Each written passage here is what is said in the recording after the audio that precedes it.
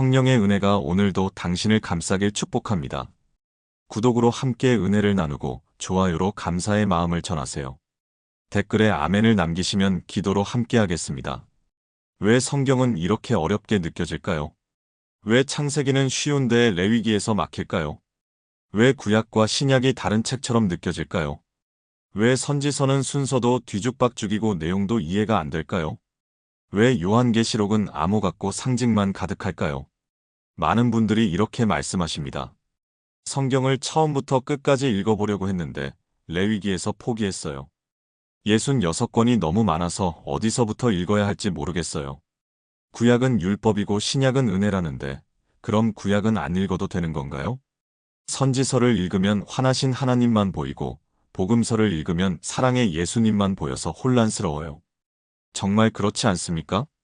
성경 66권을 앞에 두고 막막함을 느끼는 것은 여러분만이 아닙니다. 어떤 분은 20년을 교회에 다녔지만 성경 전체 흐름을 모른다고 고백하십니다. 어떤 분은 매일 큐티를 하지만 오늘 읽은 말씀이 전체에서 어디쯤인지 감이 안 온다고 하십니다. 세상은 이렇게 말합니다. 성경은 너무 오래됐어. 21세기에 무슨 고대 문서를 읽어? 66권이나 되는 두꺼운 책을 누가 다 읽어? 요약본만 봐. 구약은 잔인하고 신약만 읽으면 돼. 성경은 모순투성이야. 하나님이 구약에서는 심판하시다가 신약에서는 사랑하신다고. 하지만 하나님은 정반대로 말씀하십니다. 디모데후서 3장 16절에서 17절입니다. 모든 성경은 하나님의 감동으로 된 것으로 교훈과 책망과 바르게 함과 의로 교육하기에 유익하니 이는 하나님의 사람으로 온전하게 하며 모든 선한 일을 행할 능력을 갖추게 하려 함이라. 모든 성경입니다. 창세기부터 요한계시록까지 66권 전체가 하나님의 감동으로 된 것입니다. 한 권도 빠짐없이 교훈과 책망과 바르게 함과 의로 교육하기에 유익합니다.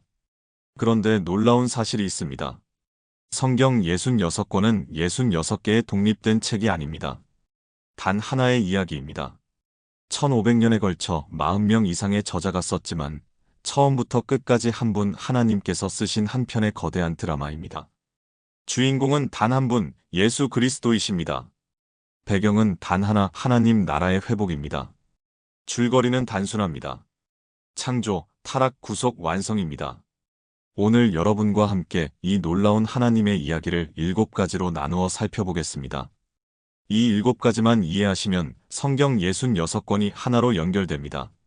레위기를 읽다가 막히지 않습니다. 선지서를 읽어도 길을 잃지 않습니다. 요한계시록을 읽어도 두렵지 않습니다. 왜냐하면 여러분은 전체 지도를 손에 쥐게 되기 때문입니다. 자, 이제 시작하겠습니다. 여러분은 성경을 펼칠 때 어디서부터 읽으십니까? 대부분 창세기 1장부터 시작하시죠. 태초에 하나님이 천지를 창조하시니라. 감동적입니다. 그런데 왜 하나님은 천지를 창조하셨을까요? 왜 사람을 만드셨을까요? 심심해서? 외로워서? 아닙니다. 많은 분들이 창세기를 읽으면서 이 질문에 대한 답을 찾지 못합니다. 그냥 하나님이 만드셨으니까 만드셨겠지 하고 넘어갑니다.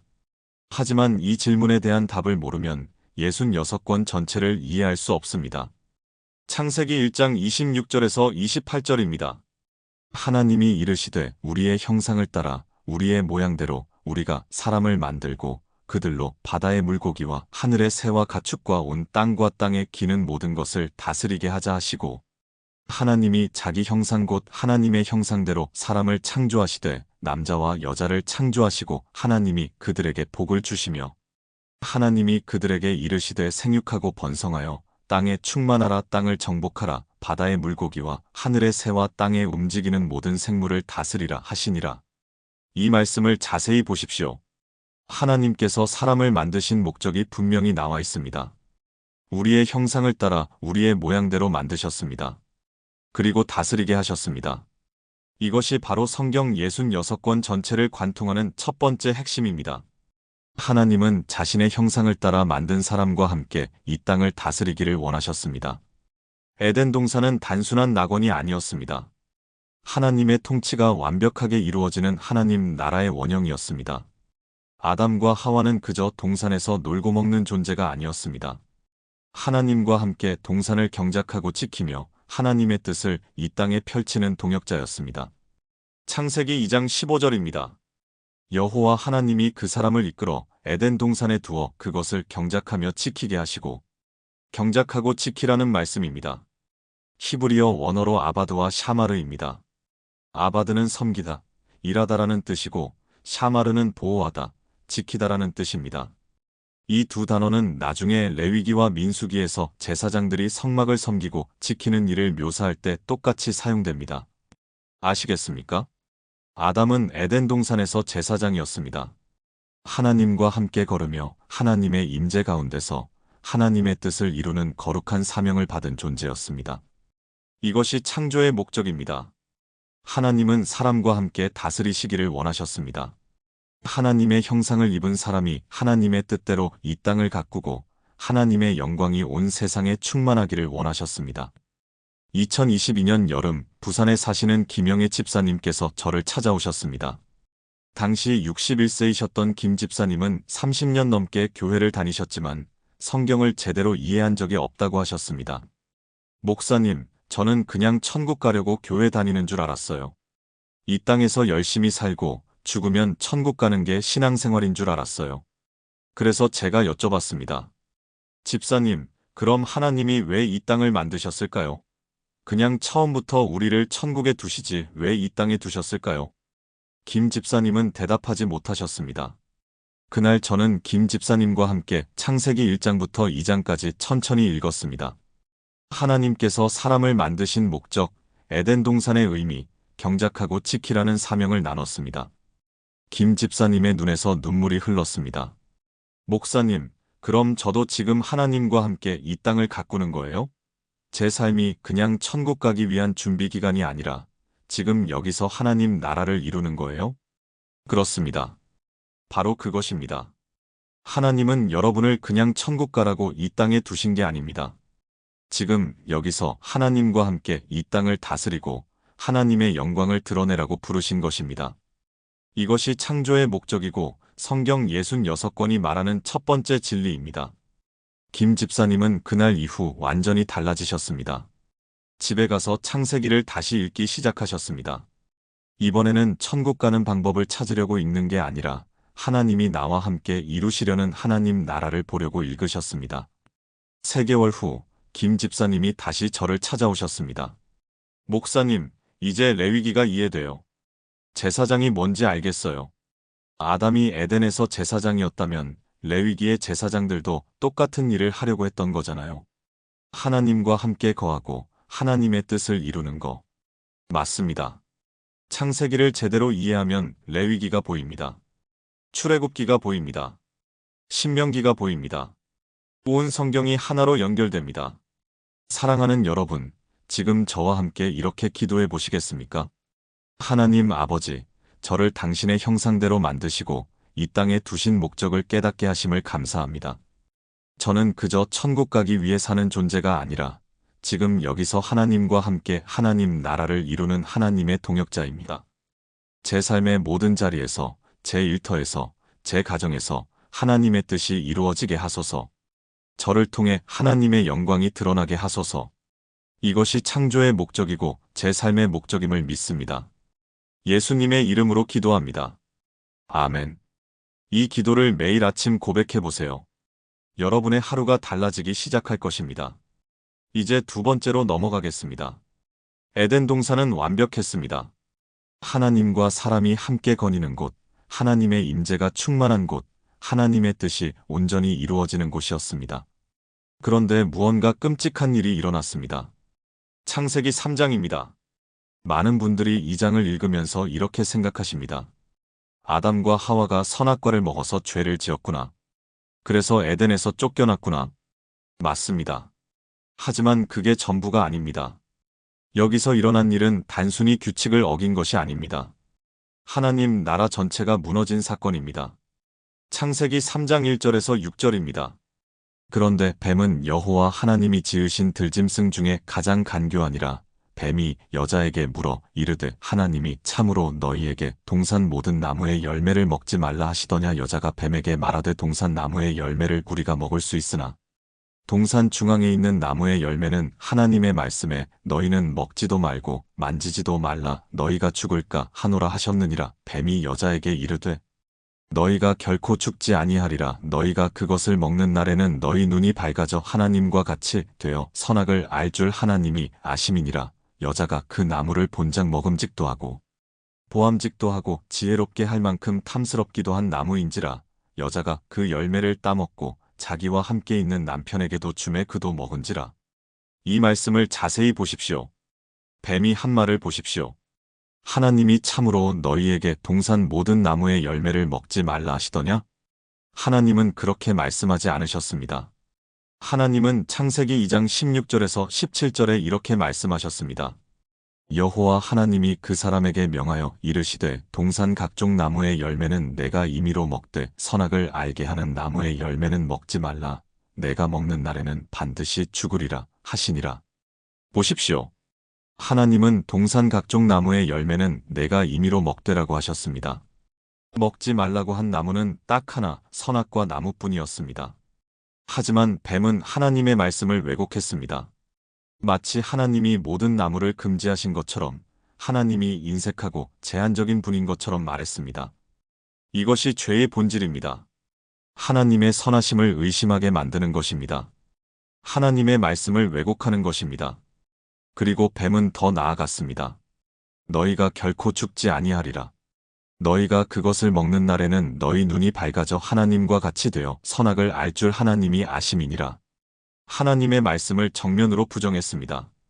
하나님은 먹는 날에는 반드시 죽으리라고 하셨는데 뱀은 결코 죽지 아니하리라고 했습니다. 그리고 아담과 하와에게 유혹을 던졌습니다. 하나님과 같이 될 수 있어. 여기서 무슨 일이 일어난 겁니까? 아담과 하와는 이미 하나님의 형상대로 만들어진 존재였습니다. 이미 하나님과 함께 동산을 다스리는 동역자였습니다. 하나님께 복종하며 하나님의 뜻을 이루는 것, 그것이 그들의 영광이었고 기쁨이었습니다. 그런데 뱀은 속삭였습니다. 하나님께 의존하지 말고 내가 하나님처럼 되어봐. 내가 선악을 판단해봐. 내가 주인이 되어봐. 이것이 죄의 핵심입니다. 하나님을 신뢰하지 않고 하나님의 말씀에 순종하지 않고 내가 하나님 자리에 앉는 것입니다. 그 결과가 무엇이었습니까? 창세기 3장 7절에서 8절입니다. 이에 그들의 눈이 밝아져 자기들이 벗은 줄을 알고 무화과나무 잎을 엮어 치마로 삼았더라. 그들이 그날 바람이 불 때 동산에 거니시는 여호와 하나님의 소리를 듣고 아담과 그의 아내가 여호와 하나님의 낯을 피하여 동산 나무 사이에 숨은지라. 그들은 하나님을 피해 숨었습니다. 하나님과 함께 걷던 사람이 이제 하나님을 두려워하며 숨습니다. 하나님의 형상을 입은 사람이 이제 수치심에 가려져 있습니다. 하나님과 함께 동산을 다스리던 사람이 이제 동산에서 쫓겨납니다. 창세기 3장 23절에서 24절입니다. 여호와 하나님이 에덴 동산에서 그를 내보내어 그의 근원이 된 땅을 갈게 하시니라.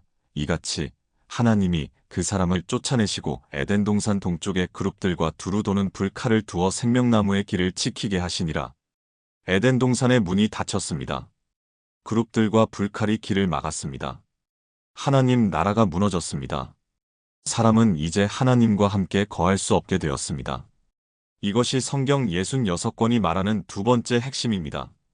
죄가 세상에 들어왔고 하나님 나라가 무너졌습니다. 그런데 여기서 끝이 아닙니다. 하나님은 그날 한 가지 약속을 하셨습니다. 창세기 3장 15절입니다. 내가 너로 여자와 원수가 되게 하고 내 후손도 여자의 후손과 원수가 되게 하리니 여자의 후손은 내 머리를 상하게 할 것이요 너는 그의 발꿈치를 상하게 할 것이니라 하시고 여자의 후손이 뱀의 머리를 상하게 할 것입니다. 이 약속이 무엇입니까? 누군가가 올 것입니다. 여자의 후손으로 오셔서 뱀을 짓밟고 죄를 이기고 무너진 하나님 나라를 회복할 분이 오실 것입니다. 그분이 누구십니까? 예수 그리스도이십니다. 성경 66권은 바로 이 약속의 성취를 보여주는 이야기입니다. 창세기 4장부터 말라기까지 구약 39권은 이 약속을 붙잡고 기다리는 이야기입니다. 마태복음부터 요한계시록까지 신약 27권은 이 약속이 성취되고 완성되는 이야기입니다. 2019년 봄 서울에 사시는 박준호 집사님이 저를 찾아오셨습니다. 당시 58세이셨던 박 집사님은 25년간 교회를 다니셨지만 구약을 읽을 때마다 답답하다고 하셨습니다. 목사님, 구약에는 전쟁 이야기만 나오고 죄인들이 벌받는 이야기만 나오고 하나님이 화내시는 장면만 나와요. 그래서 저는 신약만 읽어요. 신약에는 예수님이 사랑하시고 용서하시잖아요. 그래서 제가 여쭤봤습니다. 집사님, 그럼 왜 하나님이 구약에서 심판하시고 전쟁을 허락하셨을까요? 박 집사님은 글쎄요. 구약 시대는 율법 시대라서 엄하셨나 봐요 라고 대답하셨습니다. 그날 저는 박 집사님과 함께 창세기 3장을 읽었습니다. 에덴 동산에서 무슨 일이 일어났는지, 왜 하나님 나라가 무너졌는지, 그리고 창세기 3장 15절의 약속이 무엇인지 나눴습니다. 집사님, 구약은 이 약속을 이루어가는 과정입니다. 하나님은 여자의 후손, 곧 예수님을 통해 무너진 하나님 나라를 회복하시려고 하세요. 그 과정에서 죄와 싸우시고 사람을 징계하시고 거룩한 백성을 준비하시는 겁니다. 박 집사님의 표정이 달라졌습니다. 그럼 구약의 모든 이야기가 예수님을 가리키는 건가요? 그렇습니다. 바로 그것입니다. 구약은 예수님 없이는 이해할 수 없습니다. 신약은 구약 없이는 이해할 수 없습니다. 둘은 하나로 연결되어 있습니다. 박 집사님은 그날 이후 구약을 다시 읽기 시작하셨습니다. 이번에는 하나님이 왜 이렇게 하시지? 라는 질문이 아니라 이 사건이 어떻게 예수님을 가리키지? 라는 질문을 가지고 읽으셨습니다. 6개월 후 박 집사님이 다시 저를 찾아오셨을 때 손에 성경이 가득 메모로 채워져 있었습니다. 목사님, 이제 이사야가 보여요. 예레미야가 보여요. 시편이 보여요. 다 예수님 이야기예요. 창세기 3장 15절의 약속이 어떻게 이루어지는지 보여주는 이야기예요. 맞습니다. 창세기 3장을 제대로 이해하면 온 성경이 보입니다. 왜 하나님이 노아를 구원하셨는지 보입니다. 왜 아브라함을 부르셨는지 보입니다. 왜 이스라엘을 택하셨는지 보입니다. 왜 다윗에게 왕국을 주셨는지 보입니다. 왜 선지자들을 보내셨는지 보입니다. 왜 예수님이 오셔야 했는지 보입니다. 모두 창세기 3장 15절의 약속을 이루기 위함입니다. 사랑하는 여러분, 지금 저와 함께 이렇게 기도해 보시겠습니까? 하나님 아버지, 죄로 인해 무너진 하나님 나라를 회복하시려는 당신의 계획을 보게 하심을 감사합니다. 창세기 3장 15절에서 약속하신 여자의 후손, 예수 그리스도를 보내주셔서 감사합니다. 구약의 모든 이야기가 예수님을 가리키고 신약의 모든 이야기가 예수님을 증거함을 믿습니다. 성경 66권이 하나의 이야기, 구속의 이야기임을 깨닫게 하소서. 오늘도 저를 죄에서 구원하시고 하나님 나라로 인도하시는 예수님을 의지합니다. 예수님의 이름으로 기도합니다. 아멘. 이 기도를 구약을 읽을 때마다 고백해 보세요. 구약이 새롭게 보이기 시작할 것입니다. 이제 세 번째로 넘어가겠습니다. 에덴 동산의 문이 닫힌 후 세상은 점점 더 어두워졌습니다. 창세기 4장에는 가인이 아벨을 죽이는 이야기가 나옵니다. 형제가 형제를 죽이는 끔찍한 일이 벌어졌습니다. 창세기 6장에는 세상이 죄악으로 가득 찼다고 기록되어 있습니다. 여호와께서 사람의 죄악이 세상에 가득함과 그의 마음으로 생각하는 모든 계획이 항상 악할 뿐임을 보시고 하나님은 홍수로 세상을 심판하셨습니다. 하지만 노아와 그의 가족 8명을 구원하셨습니다. 왜 노아를 구원하셨을까요? 창세기 6장 9절입니다. 노아는 의인이요 당대의 완전한 자라 그는 하나님과 동행하였으며 하나님과 동행한 사람이었습니다. 에덴에서 아담이 하나님과 함께 걸었던 것처럼 노아도 하나님과 함께 걸었습니다.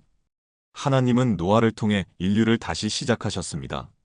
그리고 노아에게 약속하셨습니다. 창세기 9장 11절입니다. 내가 너희와 언약을 세우리니 다시는 모든 생물을 홍수로 멸하지 아니할 것이라 땅을 멸할 홍수가 다시 있지 아니하리라. 이것이 성경에 나오는 첫 번째 언약입니다. 언약이라는 단어를 기억하십시오. 성경 66권을 관통하는 세 번째 핵심은 바로 언약입니다. 하나님은 언약의 하나님이십니다. 하나님은 약속하시고 반드시 지키십니다. 노아 이후 하나님은 아브라함을 부르셨습니다. 창세기 12장 1절에서 3절입니다. 여호와께서 아브람에게 이르시되 너는 너의 고향과 친척과 아버지의 집을 떠나 내가 내게 보여줄 땅으로 가라. 내가 너로 큰 민족을 이루고 내게 복을 주어 내 이름을 창대하게 하리니 너는 복이 될지라. 너를 축복하는 자에게는 내가 복을 내리고 너를 저주하는 자에게는 내가 저주하리니 땅의 모든 족속이 너로 말미암아 복을 얻을 것이라 하신지라. 이 언약을 자세히 보십시오. 내가 너로 큰 민족을 이루고는 민족의 약속입니다. 내가 내게 복을 주어는 복의 약속입니다. 땅의 모든 족속이 너로 말미암아 복을 얻을 것이라는 보편적 구원의 약속입니다. 아브라함 한 사람을 통해 땅의 모든 족속이 복을 받는다는 약속입니다. 이것이 무슨 의미입니까? 창세기 3장 15절의 약속이 구체화되는 것입니다. 여자의 후손이 뱀의 머리를 상하게 한다는 약속이 이제 아브라함의 후손을 통해 이루어질 것이라는 약속으로 구체화됩니다. 그 아브라함의 후손이 누구십니까? 마태복음 1장 1절입니다. 아브라함과 다윗의 자손 예수 그리스도의 계보라. 예수님이십니다. 아브라함의 언약은 예수님을 가리킵니다. 하나님은 아브라함에게 약속하신 후 그의 아들 이삭에게, 그의 손자 야곱에게 같은 약속을 반복하셨습니다. 그리고 야곱의 12아들을 통해 이스라엘 12지파가 형성되었습니다. 하지만 이스라엘 백성은 애굽에서 노예로 살게 되었습니다. 400년 동안 고통받았습니다. 그때 하나님은 모세를 보내셨습니다. 출애굽기 3장 7절에서 8절입니다. 여호와께서 이르시되 내가 애굽에 있는 내 백성의 고통을 분명히 보고 그들이 그들의 감독자로 말미암아 부르짖음을 듣고 그 근심을 알고 내가 내려가서 그들을 애굽인의 손에서 건져내고 그들을 그 땅에서 인도하여 아름답고 광대한 땅 젖과 꿀이 흐르는 땅 곧 가나안 족속, 헷 족속, 아모리 족속, 브리스 족속, 히위 족속, 여부스 족속의 지방에 데려가려 하노라. 하나님은 이스라엘 백성을 애굽에서 구원하셨습니다. 홍해를 가르시고 그들을 건너게 하셨습니다. 광야에서 40년 동안 인도하셨습니다. 그리고 시내산에서 하나님은 이스라엘 백성과 언약을 맺으셨습니다. 출애굽기 19장 5절에서 6절입니다. 세계가 다 내게 속하였나니 너희가 내 말을 잘 듣고 내 언약을 지키면 너희는 모든 민족 중에서 내 소유가 되겠고 너희가 내게 대하여 제사장 나라가 되며 거룩한 백성이 되리라. 너는 이 말을 이스라엘 자손에게 전할지니라. 제사장 나라가 되라는 말씀입니다. 여기서 다시 에덴 동산이 떠오릅니다. 아담이 에덴에서 제사장이었던 것을 기억하십니까? 이제 이스라엘 백성 전체가 제사장 나라가 되어야 합니다. 하나님의 거룩함을 세상에 보여주고 하나님의 뜻을 이 땅에 이루는 백성이 되어야 합니다. 그래서 하나님은 율법을 주셨습니다. 십계명을 주셨습니다. 제사 제도를 주셨습니다. 성막을 짓게 하셨습니다. 이 모든 것이 무엇을 위한 것입니까? 이스라엘 백성이 거룩한 백성, 제사장 나라가 되게 하기 위함입니다. 그리고 그들을 통해 창세기 3장 15절의 약속, 아브라함의 언약이 이루어지게 하기 위함입니다. 2020년 가을, 대구에 사시는 이정숙 권사님이 저를 찾아오셨습니다. 당시 65세이셨던 이 권사님은 35년을 교회에 다니셨지만 레위기를 읽을 때마다 포기하셨다고 했습니다. 목사님, 레위기는 너무 복잡해요. 번제, 소제, 화목제, 속죄제, 속건제. 왜 이렇게 제사가 많은지, 왜 이렇게 규칙이 많은지 이해가 안 돼요. 그래서 제가 여쭤봤습니다. 권사님, 하나님이 왜 이스라엘 백성에게 율법과 제사를 주셨을까요? 이 권사님은 글쎄요. 죄를 짓지 말라고 하신 것 아닐까요? 라고 대답하셨습니다. 그날 저는 이 권사님과 함께 출애굽기 19장 5절부터 6절까지 읽었습니다. 제사장 나라, 거룩한 백성이 되라는 말씀을 나눴습니다. 권사님, 레위기는 이스라엘 백성이 어떻게 거룩한 백성이 될 수 있는지 가르쳐주는 책입니다. 제사는 죄를 용서받는 방법이고 율법은 하나님의 뜻에 따라 사는 방법입니다. 이 모든 것은 결국 예수님을 가리킵니다. 이 권사님의 눈이 커졌습니다. 예수님이요? 그렇습니다. 레위기의 모든 제사는 예수님의 십자가를 예표합니다. 번제는 예수님이 우리를 위해 완전히 드려지신 것을 보여줍니다. 속죄제는 예수님이 우리 죄를 대신 지신 것을 보여줍니다. 화목제는 예수님을 통해 우리가 하나님과 화목하게 된 것을 보여줍니다. 히브리서 10장 1절입니다. 율법은 장차 올 좋은 일의 그림자일 뿐이요 참 형상이 아니므로 해마다 늘 드리는 같은 제사로는 나아오는 자들을 언제나 온전하게 할 수 없느니라. 율법은 그림자이고 예수님이 실체이십니다. 제사는 예표이고 십자가가 완성입니다. 이 권사님은 그날 이후 레위기를 다시 읽기 시작하셨습니다. 이번에는 이 제사가 예수님의 어떤 모습을 보여주지? 라는 질문을 가지고 읽으셨습니다. 4개월 후, 이 권사님이 다시 저를 찾아오셨을 때 얼굴에 기쁨이 가득했습니다. 목사님, 이제 레위기가 재미있어요. 민수기도 재미있고 신명기도 재미있어요. 다 예수님 이야기네요. 하나님이 어떻게 이스라엘 백성을 통해 예수님을 준비하시는지 보여요. 맞습니다. 언약을 이해하면 율법이 보입니다. 제사가 보입니다. 성막이 보입니다. 이스라엘의 역사가 보입니다. 모두 예수님을 준비하는 과정입니다. 사랑하는 여러분, 지금 저와 함께 이렇게 기도해 보시겠습니까? 하나님 아버지, 아브라함과 맺으신 언약, 이스라엘 백성과 맺으신 언약을 감사합니다. 그 언약이 예수 그리스도 안에서 완성되었음을 믿습니다. 구약의 율법과 제사가 예수님을 가리키고 이스라엘의 역사가 예수님을 준비했음을 깨닫게 하소서. 저도 예수님 안에서 제사장 나라의 일원이며 거룩한 백성임을 고백합니다. 오늘도 언약을 지키시는 신실하신 하나님을 의지합니다. 예수님의 이름으로 기도합니다. 아멘. 이 기도를 출애굽기와 레위기를 읽을 때마다 고백해 보세요. 율법과 제사가 새롭게 보이기 시작할 것입니다. 이제 4번째로 넘어가겠습니다. 하나님은 이스라엘 백성을 약속의 땅 가나안으로 인도하셨습니다. 여호수아를 통해 땅을 정복하게 하셨습니다. 사사시대를 거쳐 이스라엘 백성은 왕을 요구했습니다. 사무엘상 8장 5절입니다. 우리에게 왕을 세워 우리를 다스리게 하소서. 하나님은 사울을 첫 번째 왕으로 세우셨습니다. 하지만 사울은 하나님께 불순종했고 결국 버림받았습니다. 그리고 하나님은 다윗을 택하셨습니다. 사무엘상 13장 14절입니다. 여호와께서 그의 마음에 맞는 사람을 구하여 여호와께서 그를 그의 백성의 지도자로 삼으셨느니라. 다윗은 하나님의 마음에 맞는 사람이었습니다. 하나님은 다윗에게 놀라운 약속을 하셨습니다. 사무엘하 7장 12절에서 16절입니다. 내 수완이 차서 내 조상들과 함께 누울 때에 내가 내 몸에서 날 내 씨를 내 뒤에 세워 그의 나라를 견고하게 하리라. 그는 내 이름을 위하여 집을 건축할 것이요. 나는 그의 나라 왕위를 영원히 견고하게 하리라. 나는 그의 아버지가 되고 그는 내 아들이 되리니. 그가 만일 죄를 범하면 내가 사람의 매와 인생의 채찍으로 징계하려니와 내가 내 앞에서 물러나게 한 사울에게서 내 은총을 빼앗은 것처럼 그에게서 빼앗지는 아니하리라. 내 집과 내 나라가 내 앞에서 영원히 보존되고 내 왕위가 영원히 견고하리라 하셨다 하라. 이것이 바로 다윗 언약입니다. 하나님은 다윗에게 약속하셨습니다. 내 씨를 내 뒤에 세워 그의 나라를 견고하게 하리라. 내 왕위가 영원히 견고하리라. 영원한 왕국의 약속입니다. 다윗의 후손 중에서 영원한 왕이 나올 것이라는 약속입니다. 그 왕이 누구십니까? 예수님이십니다. 누가복음 1장 31절에서 33절, 천사가 마리아에게 한 말입니다.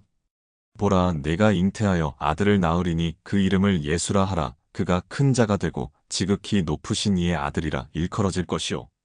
주 하나님께서 그 조상 다윗의 왕위를 그에게 주시리니 영원히 야곱의 집을 왕으로 다스리실 것이며 그 나라가 무궁하리라. 다윗의 왕위를 주신다는 약속입니다. 영원히 다스리실 왕이라는 약속입니다. 이것이 성경 66권을 관통하는 4번째 핵심입니다. 하나님 나라는 영원한 왕, 예수 그리스도를 통해 완성됩니다. 다윗 이후 그의 아들 솔로몬이 왕이 되었습니다. 솔로몬은 성전을 지었습니다. 에덴 동산 이후 처음으로 하나님의 영광이 거하실 집이 지어졌습니다. 열왕기상 8장 10절에서 11절입니다. 제사장이 성소에서 나올 때에 구름이 여호와의 성전에 가득하매 제사장이 그 구름으로 말미암아 능히 서서 섬기지 못하였으니 이는 여호와의 영광이 여호와의 성전에 가득함이었더라. 하나님의 영광이 성전에 가득했습니다. 하지만 솔로몬은 말년에 우상을 섬겼습니다. 그의 마음이 하나님을 떠났습니다. 결국 솔로몬이 죽은 후 이스라엘은 남북으로 분열되었습니다. 북쪽은 이스라엘, 남쪽은 유다가 되었습니다. 북쪽 이스라엘은 우상 숭배에 빠졌고 결국 기원전 722년 아수르에게 멸망당했습니다. 남쪽 유다도 우상을 섬기고 하나님을 떠났습니다. 하나님은 선지자들을 보내셨습니다. 이사야, 예레미야, 에스겔, 다니엘, 그리고 소선지서의 선지자들을 보내셨습니다. 돌아오라. 하나님께로 돌아오라. 하지만 백성들은 듣지 않았습니다. 결국 남쪽 유다도 기원전 586년 바벨론에게 멸망당했습니다.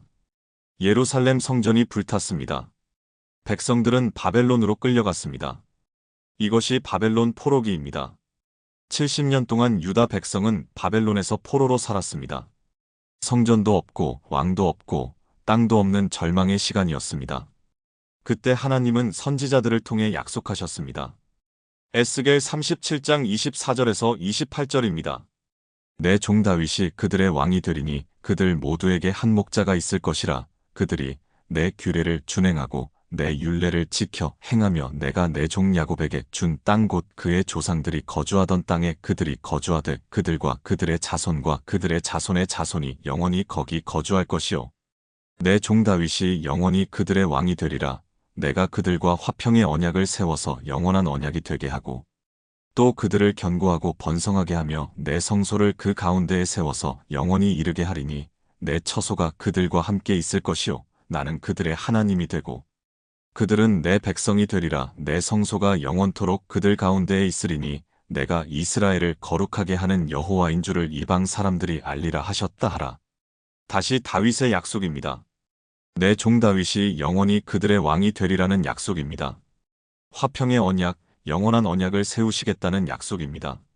성소를 그 가운데 세워 영원히 이르게 하시겠다는 약속입니다. 70년 후 페르시아 왕 고레스가 조서를 내렸습니다. 유다 백성이 예루살렘으로 돌아갈 수 있게 되었습니다. 에스라와 느헤미야가 백성을 인도하여 예루살렘으로 돌아왔습니다. 성전을 재건했습니다. 성벽을 재건했습니다. 하지만 다윗 왕조는 회복되지 않았습니다. 영원한 왕은 오지 않았습니다. 구약은 여기서 끝납니다. 말라기서가 구약의 마지막 책입니다. 말라기서 4장 5절에서 6절입니다. 보라, 여호와의 크고 두려운 날이 이르기 전에 내가 선지자 엘리야를 너희에게 보내리니 그가 아버지의 마음을 자녀에게로 돌이키게 하고 자녀들의 마음을 그들의 아버지에게로 돌이키게 하리라. 돌이키지 아니하면 두렵건대 내가 와서 저주로 그 땅을 칠까 하노라 하시니라. 구약은 약속으로 끝납니다. 엘리야를 보내시겠다는 약속입니다. 그리고 400년의 침묵이 시작됩니다. 구약과 신약 사이 400년 동안 하나님은 선지자를 보내지 않으셨습니다. 계시가 없었습니다. 백성들은 기다렸습니다. 언제 메시아가 오실까? 언제 다윗의 왕국이 회복될까? 언제 하나님 나라가 임할까? 2021년 여름, 인천에 사시는 최민수 장로님이 저를 찾아오셨습니다. 당시 67세이셨던 최 장로님은 40년을 교회에 다니셨지만 열왕기와 역대기를 읽을 때마다 혼란스럽다고 하셨습니다. 목사님, 왕들 이름도 비슷비슷하고 누가 선한 왕인지 악한 왕인지 헷갈려요. 그리고 결국 다 망하잖아요. 이스라엘도 망하고 유다도 망하고. 그럼 하나님의 약속은 어떻게 된 거예요? 그래서 제가 여쭤봤습니다. 장로님, 하나님이 다윗에게 약속하신 게 뭡니까? 최 장로님은 왕위를 영원히 견고하게 하신다고 하신 것 같은데. 그런데 다윗 왕조는 망했잖아요 라고 대답하셨습니다. 그날 저는 최 장로님과 함께 사무엘하 7장과 에스겔 37장을 읽었습니다. 다윗 언약이 무엇인지 그리고 그 언약이 어떻게 성취되는지 나눴습니다. 장로님, 다윗 왕조는 육체적으로는 망했습니다. 하지만 하나님의 약속은 망하지 않았습니다. 하나님은 다윗의 후손으로 오실 영원한 왕, 예수 그리스도를 준비하고 계셨습니다. 열왕기와 역대기는 인간 왕들이 실패하는 이야기입니다. 그래서 우리에게 완벽한 왕, 예수님이 필요하다는 것을 보여줍니다. 최 장로님의 눈에서 눈물이 흘렀습니다. 그럼 이스라엘의 실패가 헛된 게 아니네요. 오히려 예수님이 얼마나 필요한지 보여주는 거네요. 정확합니다. 열왕기를 읽으면서 우리는 배웁니다. 인간 왕은 완벽할 수 없다는 것을. 가장 지혜로웠던 솔로몬도 실패했습니다. 가장 의로웠던 히스기야도 교만했습니다. 가장 개혁적이었던 요시야도 전쟁에서 죽었습니다. 우리에게는 완벽한 왕이 필요합니다. 죄 없으신 왕, 영원한 왕, 하나님이신 왕이 필요합니다. 그분이 예수님이십니다. 최 장로님은 그날 이후 열왕기와 역대기를 다시 읽기 시작하셨습니다. 이번에는 이 왕의 실패가 어떻게 예수님의 완벽함을 보여주지? 라는 질문을 가지고 읽으셨습니다.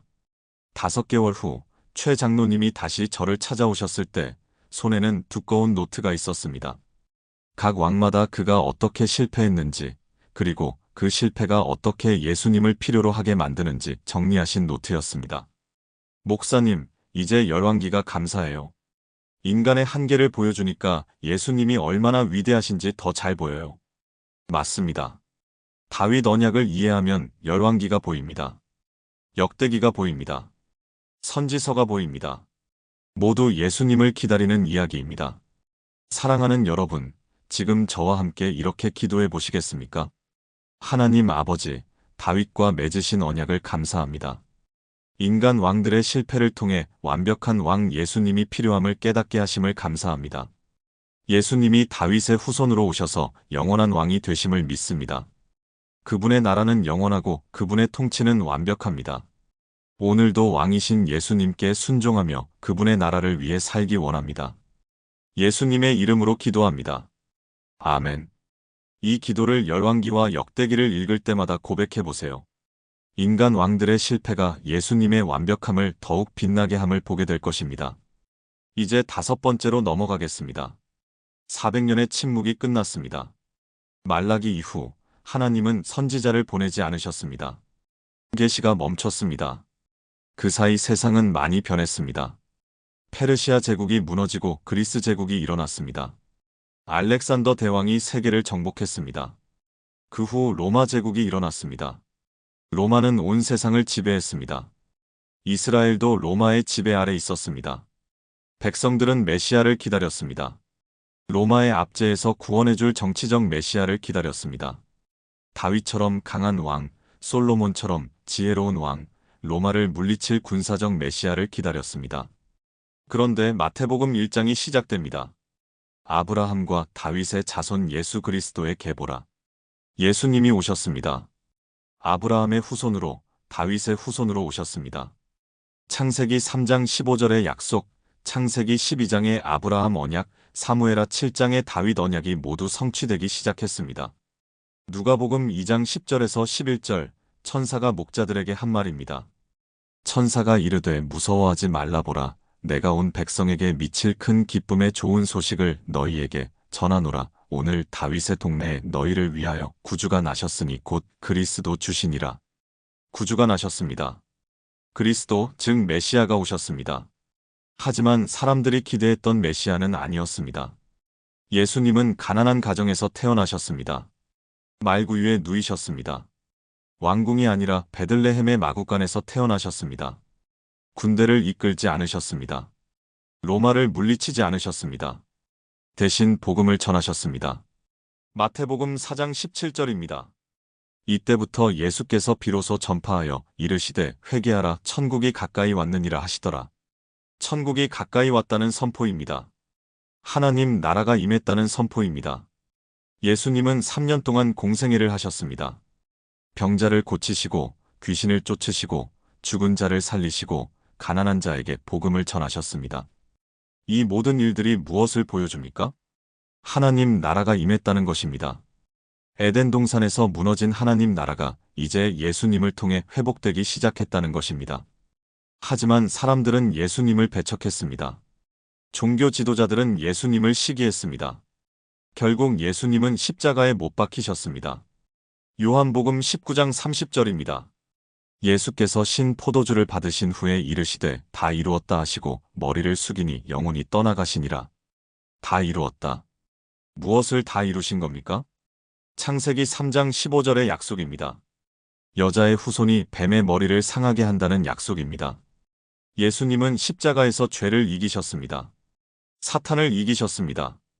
죽음을 이기셨습니다. 골로새서 2장 14절에서 15절입니다. 우리를 거스르고 불리하게 하는 법조문으로 쓴 증서를 지우시고 제하여 버리사 십자가에 못 박으시고 통치자들과 권세들을 무력화하여 드러내어 구경거리로 삼으시고 십자가로 그들을 이기셨느니라. 십자가로 이기셨습니다. 그리고 사흘 만에 부활하셨습니다. 마태복음 28장 5절에서 6절입니다. 천사가 여자들에게 말하여 이르되 너희는 무서워하지 말라. 십자가에 못 박히신 예수를 너희가 찾는 줄을 내가 아노라. 그가 여기 계시지 않고 그가 말씀하시던 대로 살아나셨느니라. 와서 그가 누우셨던 곳을 보라. 살아나셨습니다.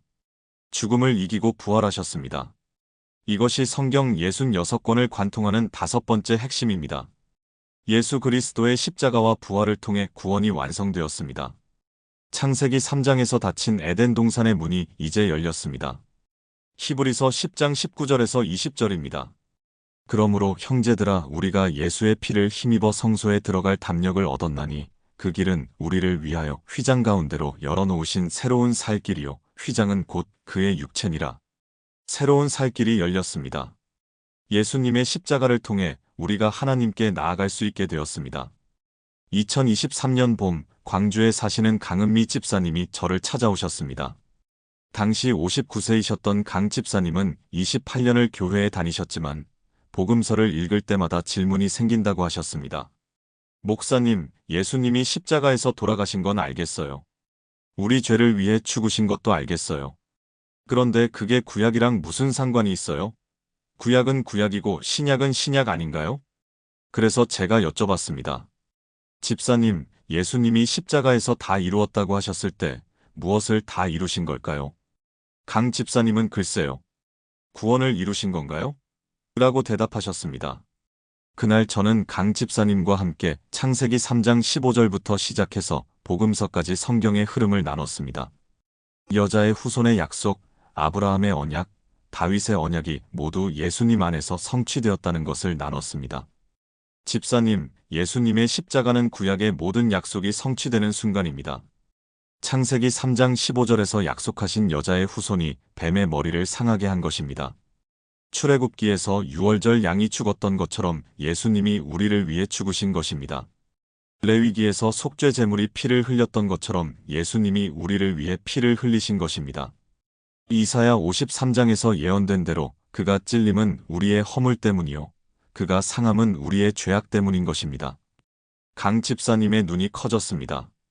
그럼 구약 전체가 예수님의 십자가를 가리키는 거네요? 정확합니다.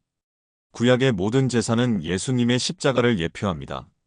구약의 모든 선지자는 예수님을 예언합니다. 구약의 모든 약속은 예수님 안에서 성취됩니다. 강 집사님은 그날 이후 구약을 다시 읽기 시작하셨습니다. 이번에는 이 사건이 어떻게 십자가를 가리키지? 라는 질문을 가지고 읽으셨습니다. 7개월 후 강 집사님이 다시 저를 찾아오셨을 때 얼굴이 빛나고 있었습니다. 목사님, 이제 이사야 53장을 읽으면 눈물이 나요. 시편 22편을 읽으면 십자가가 보여요. 출애굽기의 유월절을 읽으면 예수님의 피가 생각나요. 온 성경이 예수님 이야기예요. 맞습니다. 십자가를 이해하면 온 성경이 보입니다. 구약이 새롭게 보입니다. 신약이 깊이 있게 보입니다.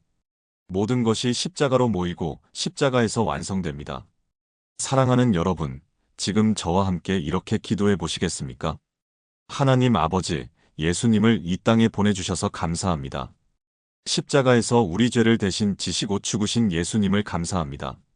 사흘 만에 부활하셔서 죽음을 이기신 예수님을 찬양합니다. 구약의 모든 약속이 예수님 안에서 성취되었음을 믿습니다. 오늘도 십자가를 바라보며 그 사랑에 감사하며 살게 하소서. 예수님의 이름으로 기도합니다. 아멘. 이 기도를 복음서를 읽을 때마다 고백해 보세요. 예수님의 십자가와 부활이 온 성경의 정점임을 더욱 깊이 깨닫게 될 것입니다. 이제 6번째로 넘어가겠습니다. 예수님은 부활하신 후 40일 동안 제자들에게 나타나셨습니다. 하나님 나라에 대해 가르치셨습니다. 그리고 승천하시기 전에 약속하셨습니다. 사도행전 1장 8절입니다. 오직 성령이 너희에게 임하시면 너희가 권능을 받고 예루살렘과 온 유대와 사마리아와 땅 끝까지 이르러 내 증인이 되리라 하시니라. 성령을 보내주시겠다는 약속입니다. 그리고 제자들이 땅 끝까지 가서 예수님의 증인이 될 것이라는 약속입니다. 예수님은 승천하셨습니다. 제자들은 예루살렘에서 기다렸습니다. 열흘 후 오순절에 성령이 임하셨습니다. 사도행전 2장 1절에서 4절입니다. 오순절 날이 이미 이름에 그들이 다같이 한 곳에 모였더니 호련히 하늘로부터 급하고 강한 바람 같은 소리가 있어 그들이 앉은 온 집에 가득하며 마치 불의 혀처럼 갈라지는 것들이 그들에게 보여 각 사람 위에 하나씩 임하여 있더니 그들이 다 성령의 충만함을 받고 성령이 말하게 하심을 따라 다른 언어들로 말하기를 시작하니라. 성령이 임하셨습니다. 제자들이 다른 언어로 말하기 시작했습니다. 베드로가 일어나 설교했습니다. 사도행전 2장 36절입니다. 그런즉 이스라엘 온 집은 확실히 알지니 너희가 십자가에 못 박은 이 예수를 하나님이 주와 그리스도가 되게 하셨느니라. 그날 3,000명이 회개하고 세례를 받았습니다. 교회가 탄생했습니다. 이것이 성경 66권을 관통하는 6번째 핵심입니다. 성령을 통해 교회가 탄생하고 복음이 온 세상으로 퍼져나갑니다. 교회는 무엇입니까? 예수님을 믿는 사람들의 공동체입니다. 하지만 단순한 모임이 아닙니다. 에베소서 1장 22절에서 23절입니다. 또 만물을 그의 발 아래에 복종하게 하시고 그를 만물 위에 교회의 머리로 삼으셨느니라. 교회는 그의 몸이니 만물 안에서 만물을 충만하게 하시는 이의 충만함이니라. 교회는 그리스도의 몸입니다. 예수님이 머리시고 우리가 몸입니다. 교회는 하나님 나라의 전초 기지입니다. 에덴 동산에서 시작된 하나님 나라가 이제 교회를 통해 이 땅에 세워지고 있습니다. 사도행전을 보십시오. 성령이 임한 후 제자들은 변했습니다. 두려워하던 베드로가 담대하게 복음을 전했습니다. 교회가 예루살렘에서 시작되어 유대와 사마리아로 그리고 온 세상으로 퍼져나갔습니다. 바울이 회심했습니다. 예수님을 핍박하던 사울이 이제 예수님을 전하는 바울이 되었습니다. 바울은 3차례 전도 여행을 했습니다. 소아시아, 마케도니아, 아가야, 로마까지 복음을 전했습니다. 곳곳에 교회가 세워졌습니다. 바울은 그 교회들에게 편지를 썼습니다. 로마서, 고린도전후서, 갈라디아서, 에베소서, 빌립보서, 골로새서, 데살로니가전후서입니다. 이 편지들이 지금 우리가 읽는 신약 성경의 일부입니다. 바울은 무엇을 가르쳤습니까? 예수 그리스도의 복음입니다. 로마서 1장 16절입니다. 내가 복음을 부끄러워하지 아니하노니 이 복음은 모든 믿는 자에게 구원을 주시는 하나님의 능력이 됨이라. 먼저는 유대인에게요. 그리고 헬라인에게로다. 복음은 하나님의 능력입니다. 모든 믿는 자에게 구원을 주는 능력입니다. 유대인에게도 헬라인에게도 모든 사람에게 구원을 줍니다. 이것이 아브라함의 언약이 성취되는 방식입니다. 창세기 12장 3절 땅의 모든 족속이 너로 말미암아 복을 얻을 것이라는 약속이 이제 교회를 통해 성취되고 있습니다. 교회는 유대인만의 것이 아닙니다. 이방인에게도 열려 있습니다. 모든 민족, 모든 나라, 모든 언어를 사용하는 사람들에게 열려 있습니다. 에베소서 2장 19절에서 22절입니다.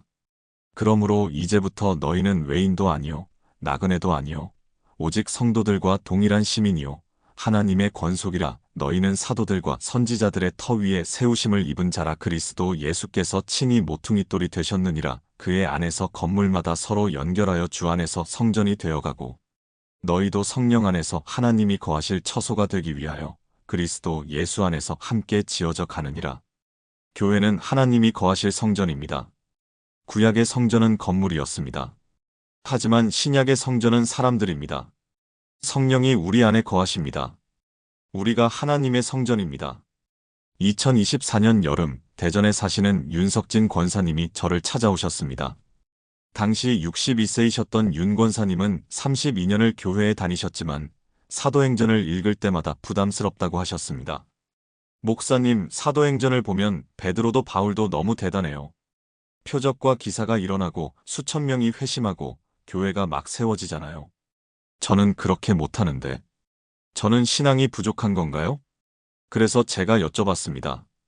권사님, 사도행전의 주인공이 누구일까요? 윤 권사님은 베드로요? 바울이요? 라고 대답하셨습니다. 그날 저는 윤 권사님과 함께 사도행전 1장 8절을 다시 읽었습니다. 오직 성령이 너희에게 임하시면 너희가 권능을 받고. 권사님, 사도행전의 주인공은 베드로도 바울도 아닙니다. 성령님이십니다. 성령님이 베드로를 통해 일하시고 바울을 통해 일하시고 교회를 통해 일하시는 겁니다. 우리도 마찬가지입니다.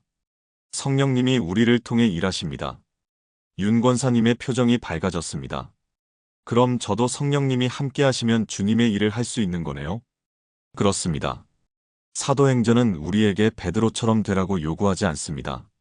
바울처럼 되라고 요구하지 않습니다. 대신 성령님께 의지하라고 가르칩니다. 성령님이 함께 하시면 우리도 예수님의 증인이 될 수 있습니다. 윤 권사님은 그날 이후 사도행전을 다시 읽기 시작하셨습니다. 이번에는 성령님이 어떻게 일하시는지 보려고 읽으셨습니다. 4개월 후 윤 권사님이 다시 저를 찾아오셨을 때 눈빛이 달라져 있었습니다. 목사님, 저도 성령님의 인도하심을 경험했어요. 지난달에 우연히 만난 이웃에게 복음을 전했는데 그분이 교회에 나오기 시작했어요. 제가 뭘 잘해서가 아니라 성령님이 일하신 거예요. 맞습니다. 성령님은 지금도 일하십니다. 베드로와 바울의 시대에만 일하신 게 아닙니다. 오늘도 여기서도 우리를 통해 일하십니다. 교회는 2000년 전에만 있던 게 아닙니다. 지금도 살아있습니다. 성령님이 함께 하시기 때문입니다. 사랑하는 여러분, 지금 저와 함께 이렇게 기도해 보시겠습니까? 하나님 아버지, 성령님을 보내주셔서 감사합니다. 교회를 세우시고 복음이 온 세상으로 퍼져나가게 하심을 감사합니다. 저도 그리스도의 몸된 교회의 일원임을 고백합니다. 성령님이 저를 통해 일하시고 저를 예수님의 증인으로 사용하소서. 오늘도 성령님의 인도하심을 따라 주님의 뜻을 이루게 하소서. 예수님의 이름으로 기도합니다. 아멘.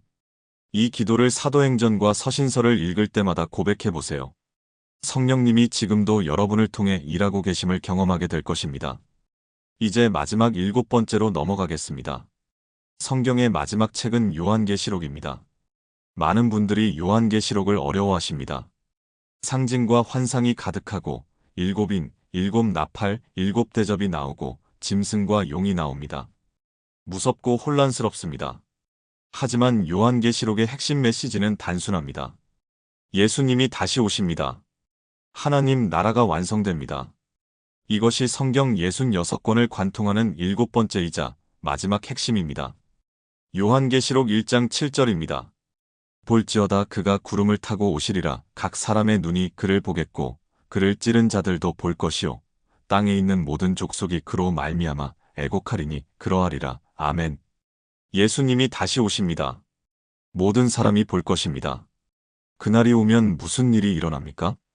요한계시록 21장 1절에서 4절입니다. 또 내가 새 하늘과 새 땅을 보니 처음 하늘과 처음 땅이 없어졌고 바다도 다시 있지 않더라. 또 내가 보매 거룩한 성새 예루살렘이 하나님께로부터 하늘에서 내려오니 그 준비한 것이 신부가 남편을 위하여 단장한 것 같더라. 내가 들으니 보좌에서 큰 음성이 나서 이르되 보라 하나님의 장막이 사람들과 함께 있음에 하나님이 그들과 함께 계시리니 그들은 하나님의 백성이 되고 하나님은 친히 그들과 함께 계셔서 모든 눈물을 그 눈에서 닦아주시니 다시는 사망이 없고 애통하는 것이나 곡하는 것이나 아픈 것이 다시 있지 아니하리니 처음 것들이 다 지나갔음이로라. 새 하늘과 새 땅이 옵니다. 새 예루살렘이 하늘에서 내려옵니다. 하나님이 사람들과 함께 거하십니다. 이것이 무엇을 의미합니까? 에덴 동산으로 돌아가는 것입니다. 아니, 에덴보다 더 나은 곳으로 가는 것입니다. 창세기 3장에서 닫힌 에덴의 문이 이제 완전히 열립니다. 요한계시록 22장 1절에서 3절입니다. 또 그가 수정같이 맑은 생명수의 강을 내게 보이니 하나님과 그 어린 양의 보좌로부터 나와서 길 가운데로 흐르더라. 강 좌우에 생명나무가 있어 12가지 열매를 맺되 달마다 그 열매를 맺고 그 나무 잎사귀들은 만국을 치료하기 위하여 있더라. 다시 저주가 없으며 하나님과 그 어린 양의 보좌가 그 가운데에 있으리니 그의 종들이 그를 섬기며 생명나무가 다시 나타납니다. 창세기 3장 24절에서 그룹들과 불칼이 막았던 생명나무의 길이 이제 열렸습니다. 다시는 저주가 없습니다. 창세기 3장에서 선언된 저주가 이제 완전히 제거되었습니다. 하나님과 그 어린 양의 보좌가 그 가운데 있습니다. 우리가 하나님을 섬깁니다. 에덴에서 아담이 하나님과 함께 걸었던 것처럼 이제 우리가 영원히 하나님과 함께 거합니다. 요한계시록 22장 5절입니다. 다시 밤이 없겠고 등불과 햇빛이 쓸데없으니 이는 주 하나님이 그들에게 빛이심이라. 그들이 세세토록 왕 노릇하리로다. 밤이 없습니다. 주 하나님이 빛이십니다. 그리고 우리가 왕 노릇합니다. 창세기 1장 26절을 기억하십니까? 우리가 사람을 만들고 그들로 다스리게 하자. 에덴에서 아담과 하와가 받았던 사명이 이제 완성됩니다. 우리가 하나님과 함께 세세토록 다스립니다. 이것이 성경 66권의 대단원입니다. 창세기에서 시작된 이야기가 요한계시록에서 완성됩니다. 창조, 타락, 구속, 완성. 에덴 동산에서 시작해서 새 예루살렘으로 끝납니다. 아담의 실패에서 시작해서 그리스도의 승리로 끝납니다. 죄와 죽음에서 시작해서 영생과 영광으로 끝납니다. 2025년 봄 서울에 사시는 한복순 권사님이 저를 찾아오셨습니다. 당시 69세이셨던 한 권사님은 45년을 교회에 다니셨지만 요한계시록을 두려워하셨다고 했습니다. 목사님, 요한계시록은 너무 무서워요. 심판이 나오고 재앙이 나오고 짐승이 나오고 저는 그냥 천국 가는 게 목표인데 왜 이렇게 무서운 일들이 일어나야 하나요? 그래서 제가 여쭤봤습니다. 권사님, 요한계시록의 마지막 장면을 읽어보셨나요? 한 권사님은 새 예루살렘 나오는 거요? 그건 좋은데 그 전에 나오는 무서운 것들이 걱정이에요 라고 대답하셨습니다. 그날 저는 한 권사님과 함께 요한계시록 21장과 22장을 천천히 읽었습니다.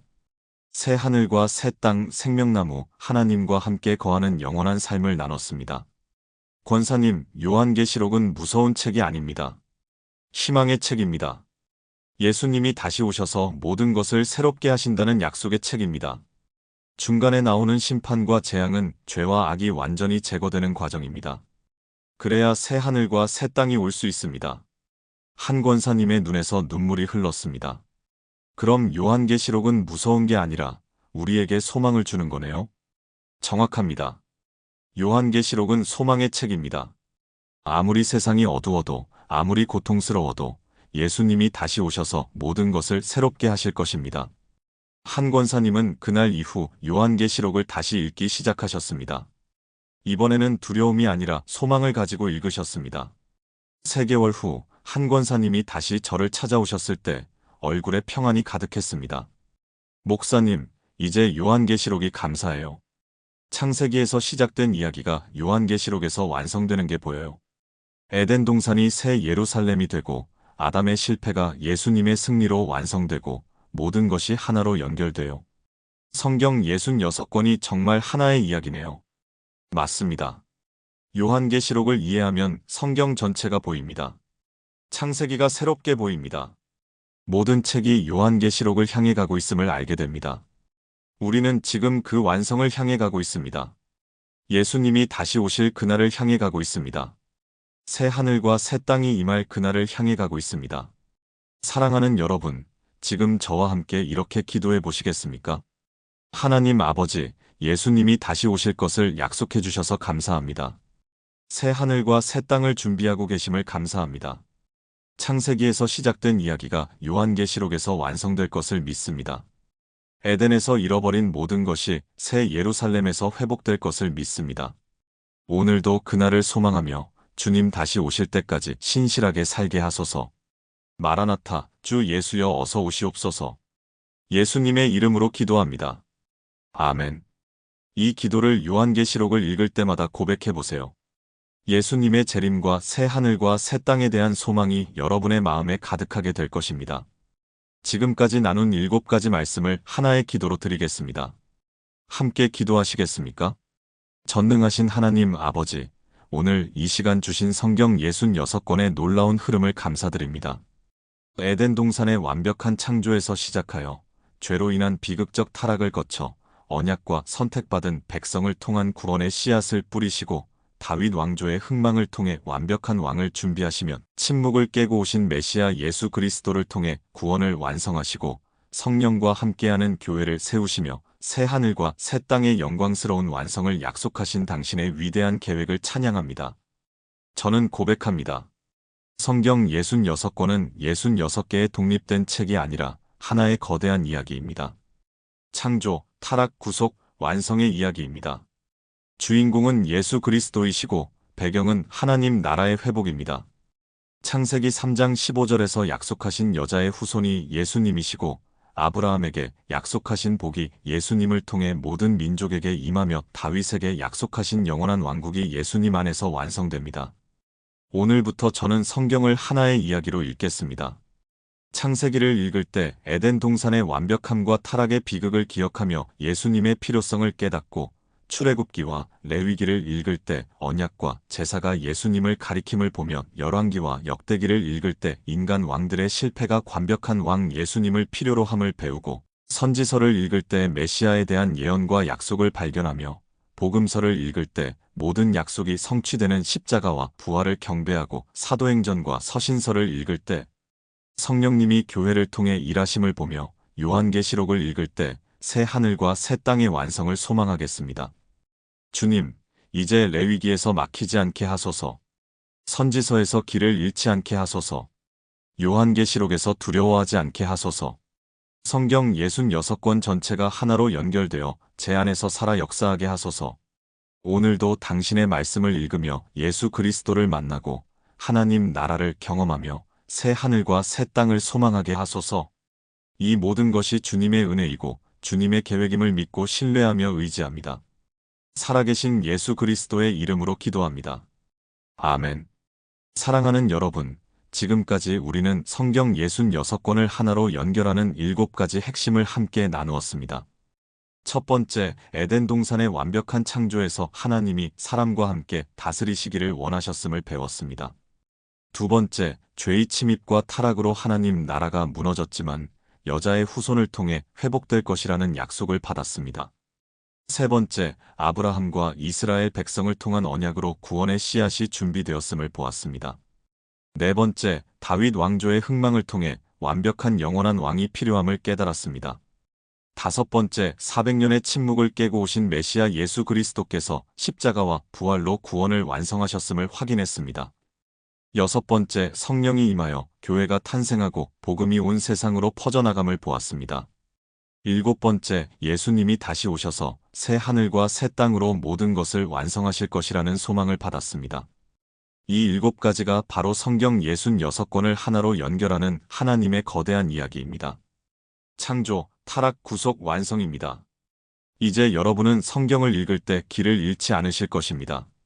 레위기를 읽어도 이것이 예수님을 가리킨다는 것을 아실 것입니다. 열왕기를 읽어도 이것이 왜 완벽한 왕 예수님이 필요한지 보여주는 것을 아실 것입니다. 선지서를 읽어도 이것이 메시아를 예언하는 것을 아실 것입니다. 요한계시록을 읽어도 이것이 소망의 메시지라는 것을 아실 것입니다. 성경 66권이 하나의 이야기임을 아시는 분이라면 이 영상이 은혜가 되셨다면 좋아요를 눌러주시고 아래 댓글에 성경 66권 하나의 이야기입니다 라고 남겨주세요. 그리고 더 많은 분들이 이 놀라운 하나님의 이야기를 알 수 있도록 공유 부탁드립니다. 여러분의 삶에 하나님의 풍성한 은혜와 평강이 함께하기를 기도합니다. 성경을 읽을 때마다 예수 그리스도를 만나시고 하나님 나라를 경험하시며 새 하늘과 새 땅을 소망하시기를 축복합니다. 주님의 이름으로 축복합니다.